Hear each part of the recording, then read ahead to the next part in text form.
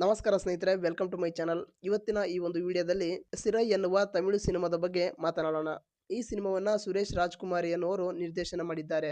ಈ cinema December 25, 2025ರಲ್ಲಿ ಬಿಡುಗಡೆಯಾಗಿ 3 ಕೋಟಿಯಲ್ಲಿ ತಯಾರಾದ ಈ ಸಿನಿಮಾ 31,65,00,000 ರೂಪಾಯಿ ಗಳಿಕೆಯನ್ನ ಕಂಡಿತ್ತು. ಅಷ್ಟೊಂದು ಕಲೆಕ್ಷನ್ ಮಾಡಿದೆ ಅಂದ್ರೆ ಅದಕ್ಕೆ ಮುಖ್ಯ ಕಾರಣ ಈ ಸಿನಿಮಾದ ಕತೆ ಮತ್ತು ಈ ಸಿನಿಮಾವನ್ನ ತೋರಿಸಿದ ರೀತಿ.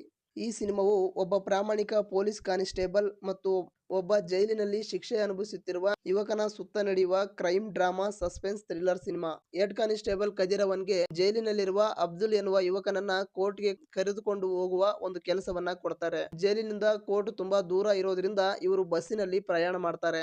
ಆಗ ಆ ಯುವಕ ಯಾಕೆ ಜೈಲಿಗೆ ಬಂದ, ಆ ಯುವಕನ ಹಿಂದಿನ ಕಥೆ ಏನು, ನಿಜಕ್ಕೂ ಆ ಯುವಕ ತಪ್ಪು ಮಾಡಿದ್ದಾನಾ ಎನ್ನುವ ಎಲ್ಲಾ ಮಾಹಿತಿ ಕದಿರವನವರಿಗೆ ತಿಳಿಯುತ್ತೆ.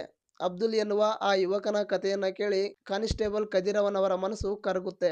ಈ ಯುವಕನಿಗೆ ಏನಾದ್ರೂ ಸಹಾಯ ಮಾಡ್ಲೇಬೇಕು ಅಂತ ಅವರು ಪ್ರಾಮಾಣಿಕವಾಗಿ ಪ್ರಯತ್ನವನ್ನ ಮಾಡ್ತಾರೆ. ಇದಿಷ್ಟಲ್ಲದೆ ಆ ಯುವಕ ಜೈಲಿಗೆ ಹೋಗೋದಕ್ಕಿಂತ ಮೊದಲು ಕಲಾ ಎನ್ನುವ ಹುಡುಗಿಯನ್ನ ಪ್ರೀತಿಸಿರ್ತಾರೆ.